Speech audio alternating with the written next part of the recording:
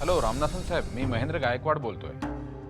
हां, काम असं होतं की परवा मी 2 फाईल्स तुमच्याकडे अप्रूव्हलसाठी पाठवल्या होत्या. ब्रह्मचारी ब्रह्मचारी हां, अर्धा तास झाला चहा मागते मी ब्रह्मचारीकडे. हे गेलाय कुणास ठाऊक. बरं. नयनचं सुद्धा ना लक्षच नाही आपल्या घराकडे हल्ली. काय सांगताय? या नयन आणि अनुवर ना कुणाचा वचकच नाही राहिलाय. काय चाललंय घरात कुणास ठाऊक. नाही हो, असं शक्य नाही. ब्रह्मचारी हां, कुणाचं लक्षच नाहीये माझ्याकडे. खरंय खरंय. तू चहा घेणार आहेस?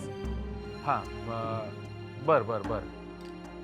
तू चहा घेणार आहेस का? रामनाथन साहेब, मी तुम्हाला एक 10 मिनिटांनी फोन करतो. हां, प्लीज प्लीज. हां, ओके ओके.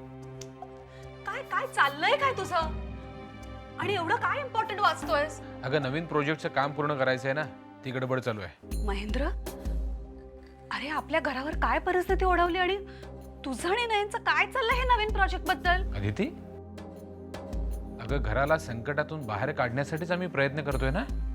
या सगळ्या प्रयत्नांनी काहीच होणार नाहीये. नवीन प्रोजेक्ट म्हणजे भरपूर पैसा ओतावा लागणार आहे. तो कुठून आणणार आहात तुम्ही? म्हणजे पुन्हा आर्थिक खड्डाच ना. तुझं एक ठीक आहे, नयनचं काय? कचकड्याचा धंदा तो. अगं पण आम्ही निदान प्रयत्न तरी करतोय. तुझं काय? आम्हाला प्रोत्साहन द्यायच्या ऐवजी तू आमचे पाय खेचतेस. स्वतः कुठलंही काम न करता फक्त हुकूम सोडतेस. हुकूम. तुला आहे का परिस्थितीचं भान? मला नाहीये परिस्थितीचं भान. मग कसं बोलतोयस तू मला? माझ्या पोटात आपलं बाळ वाढतंय आणि तुला त्याच्याबद्दल काही काळजीच नाहीये. अदिती, खरं म्हणजे मी काहीच बोलणार नव्हतो. तू मला भाग पाडलंस बोलायला. मला फक्त एवढंच बोलायचं होतं महेंद्र. नवीन प्रोजेक्ट म्हणजे भरपूर पैसे. ते कुठून आणणार आहोत आपण? आणि नवीन प्रोजेक्ट मध्ये फालतू पैसे खर्च करण्यापेक्षा जरा बचत करा, त्याने फायदा होईल. तुझा एक ठीक आहे, पण नयन आणि अनु, त्यांना काय एक्सपिरियन्स आहे बिझनेसचा? कसा करणार आहे त्या धंदा? अदिती, कशाला जळतेस त्यांच्यावर? हा, मी जळते त्यांच्यावर? त्यांची लायकी तरी आहे का? अदिती, माझ्याकडे ते सगळं आहे जे त्यांच्याकडे नाही. पैसा, रूप, नवरा, बाळ. काय कॉम्बिनेशन आहे ना दोघींचं. एक वांस आणि दुसरी विधवा. अदिती जरा गप्प बस. महेंद्र, ओरडल्याने सत्य बदलणार नाहीये. मी काय म्हणते, तू त्यांच्याशी बोलत का नाहीस?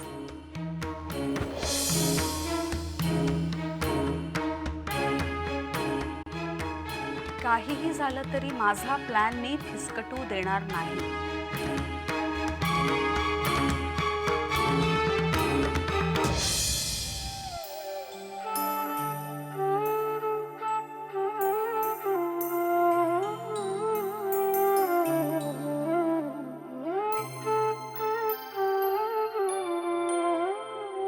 आई, काय हो, एकट्याच उभ्या अशा? काही नाही ग. दिवे लागण्याची वेळ झाली ना का जीव घाबरावतो बघ माझा. अनुचा विचार करताय ना?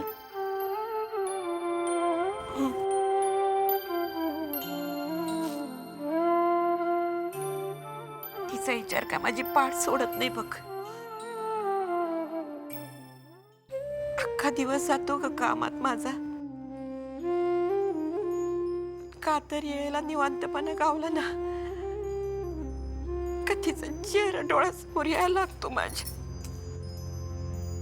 शांत व्हा, शांत व्हा. आई, मला समजतंय तुम्हाला काय वाटतं, पण एक ऐकाल माझं? मी सांगते तुम्हाला, सगळं ठीक होईल. कसं ठीक होईल? त्या ज्योतिषाने सांगितलेले शब्द माझ्या कानात घुमायला लागतात बघ. तिचं दुसरे लगीन होणार नाही म्हणा. जीवाला घोर लागलाय बघ माझ्या. माझी पोर अख्खा जन्म एकटीनं कसं काढेल का? आई हो अहो त्या भविष्यावर विश्वास नका ठेवू तुम्ही.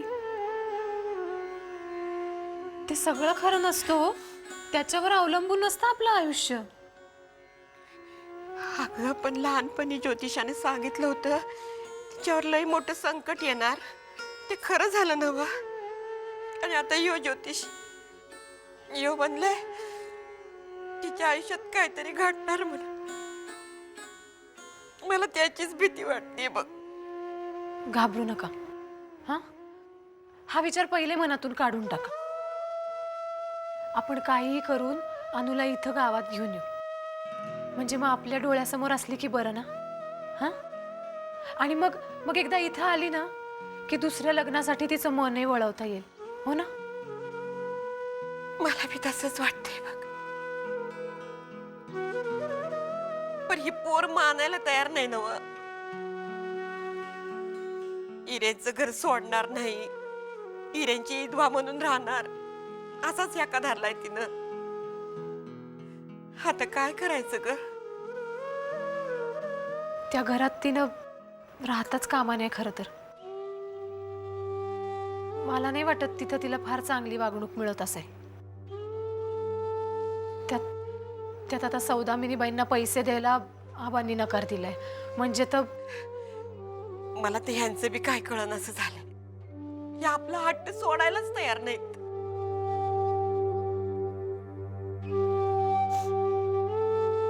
निदान पोरीच्या सुखासाठी तरी. आई शांत व्हा बरं. हे बघा मी असं करते. मी यांच्याशी बोलते. हां मग आपण सगळे मिळून अनुला समजवू आणि इथं घेऊन येऊ गावात. अहो काही झालं तरी अनुच्या आयुष्यातला अंधार आपल्यालाच दूर करायचा आहे. मी बी देवाला प्रार्थना करते बा. तिचं समजा दुःख मला दे आणि तिच्या डोसक्यावर सुखाचा हात ठेव बाबा. कृपा कर देवा माझ्यावर.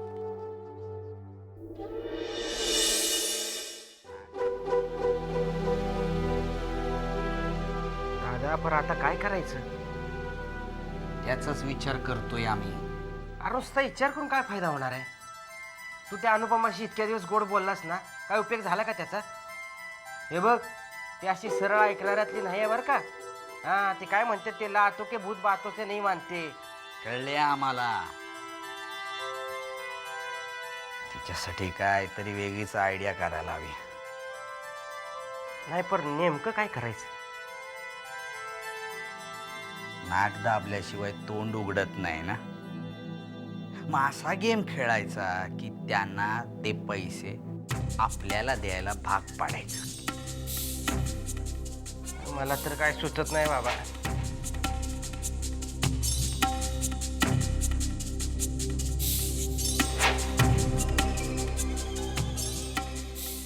एक आयडिया आहे. तू लागोलाग गावाकडे निघ. गावाला? अरे आता तर मुंबईला आलोय दादा, तू परत मला गावाला धाडतेस. ऐकून तर घे ना. लागोलाग गावाकडे निघ.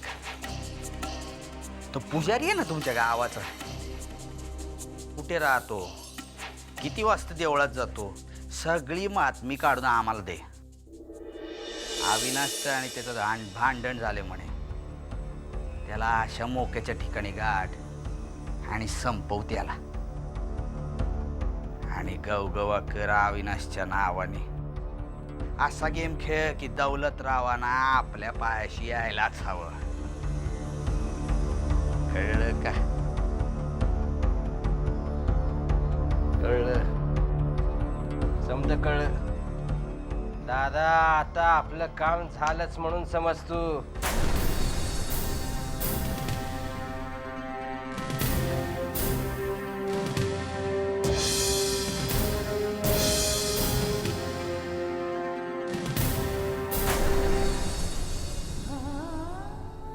पैसे मिळाल्याशिवाय आमच्या तब्येतीला आराम नाही पडणार ग. अगं तुम्हाला धर्मसंकटात टाकतेस. जे पैसे मुळात आपले नाही आहेत ते आपण दुसऱ्यासनी कसं देणार मला सांग. जे तुझे कुणीही लागत नाही त्या गावकऱ्यांबद्दल पुळका आलाय तुला आणि आपल्या घराबद्दल आपल्या कुटुंबाबद्दल काहीच वाटत नाही. बापूसाहेबांनी ह्या गावाचा विश्वस्त म्हणून मोठ्या विश्वासानं ती रक्कम मला देऊ केली आहे. त्यांचा विश्वासघात नाही करणार मी. वैभव गेलं, ऐश्वर्य गेलं, लोक हसतील आम्हाला. आमची प्रतिष्ठा मातीमोल होईल. उद्या बी माझं उत्तर हेच असणार आहे. तेव्हा तूच विचार कर. मला तर आत्ताही असं वाटतंय की हा आजार म्हणजे तुझ्यावर दबाव आणण्यासाठी चाललेलं एक नाटक आहे. मग होणाऱ्या परिणामांना सामोरी जायला तयार राहा. तू काळजी करू नकोस. अगं मी आहे तुझ्या बरोबर. इतकंच काय, अण्णा, महेन भाऊजी, आपण एकट्या नाही होत अनु. अनु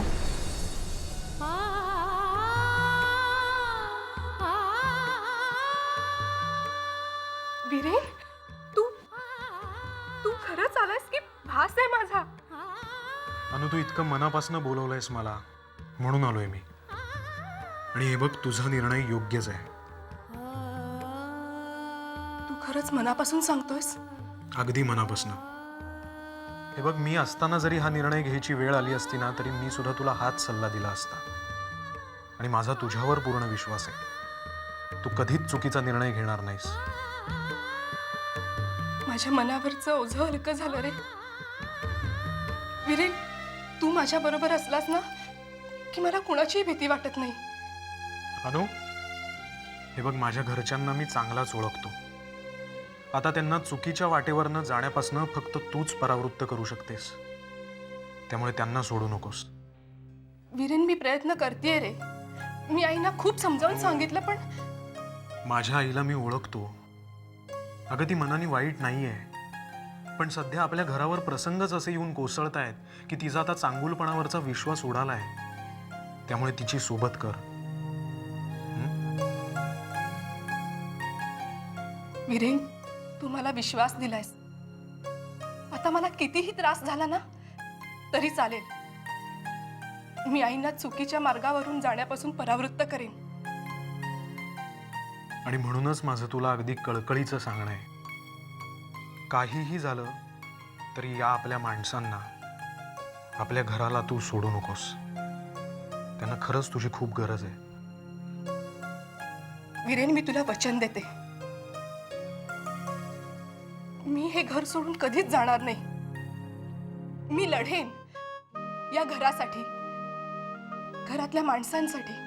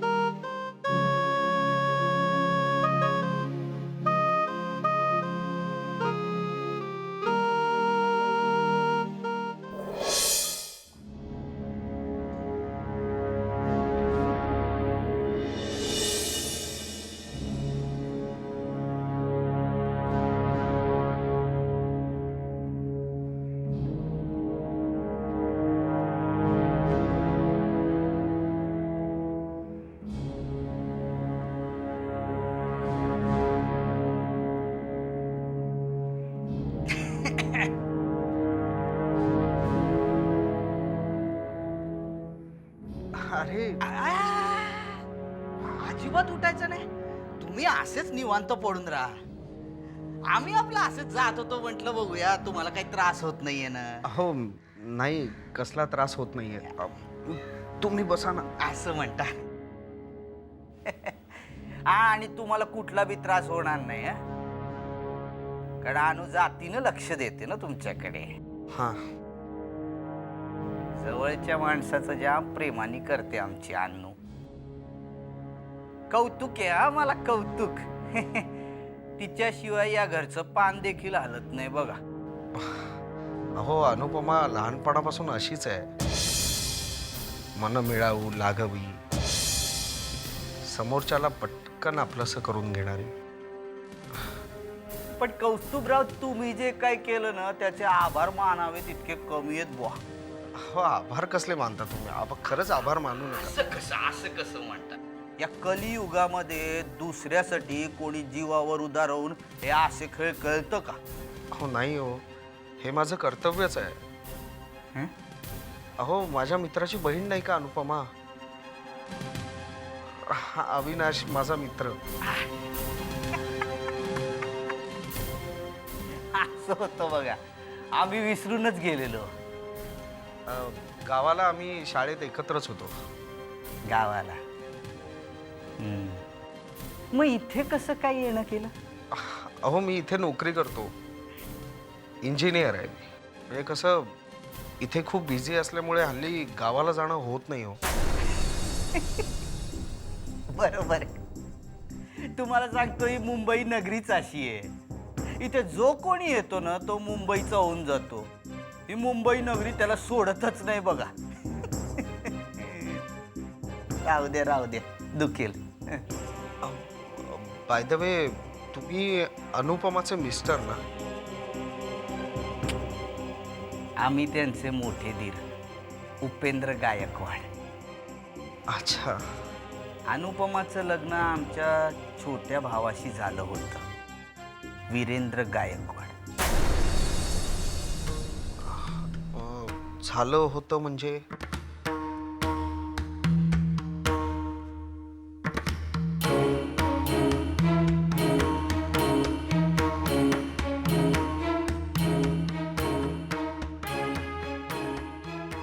तो आता या जगात नाही.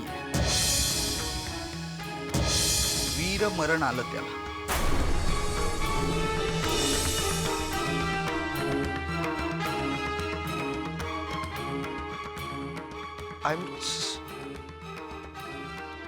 I'm so sorry.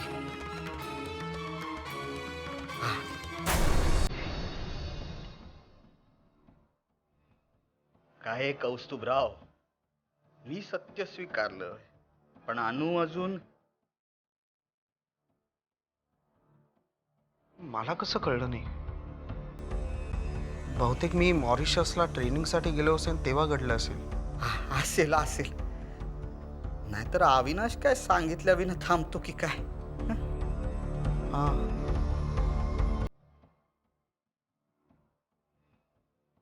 अनुपमाच्या नशिबी ह्या तरुण वयात असं काही.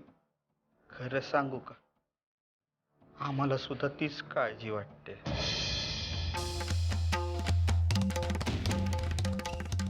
तुम्हाला सांगतो, परमेश्वर वगैरे हे सगळं झूट आहे. तो जर का असताना तर अनुपमा सारख्या निष्पाप गोड मुलीच्या बाबतीत असं काही घडलंच नसतं.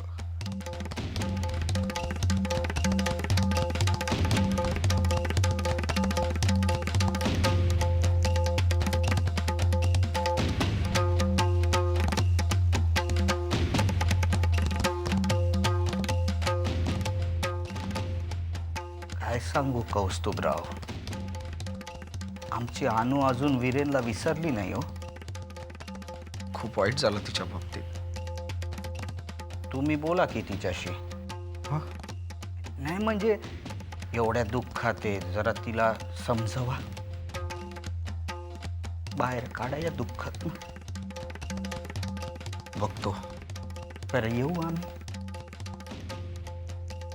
काळजी घ्या स्वतःची. जाम बडवले तुम्हाला.